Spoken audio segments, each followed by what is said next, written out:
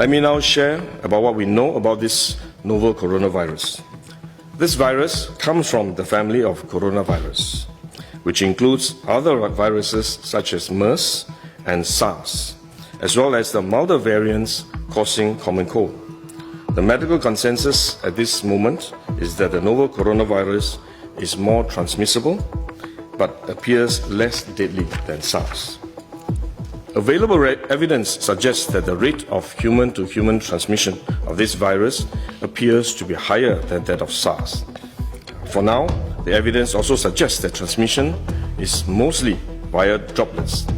What this means is that the virus is carried within droplets emitted from an infected person over a short distance, such as when a person coughs or sneezes.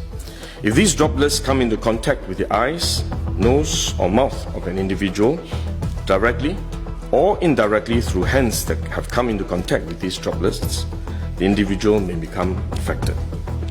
To clarify, there is no evidence currently to suggest that the virus is airborne.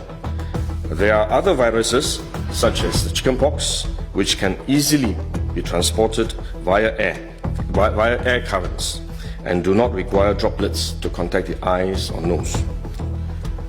The novel coronavirus is not in this category of viruses. The novel coronavirus could also transmit through surface contact.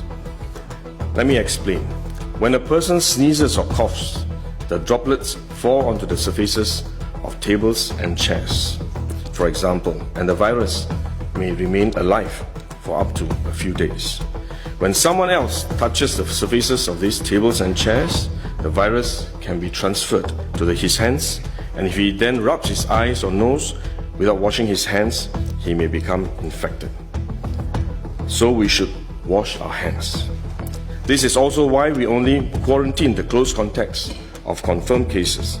For more transient contacts, such as individuals that the confirmed cases may have walked past in malls or hotels, the risk of transmission is low.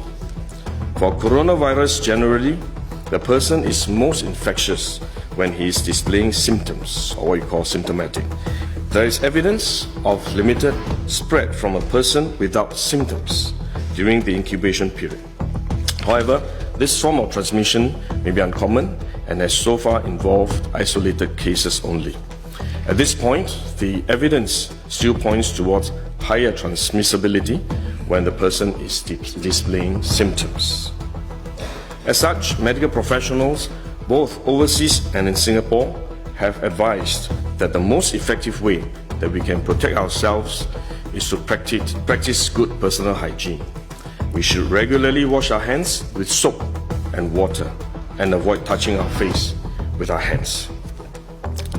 These may sound simple, but actually they're very difficult to do because all of us touch our face all the time, but are actually very effective in preventing all kinds of infection.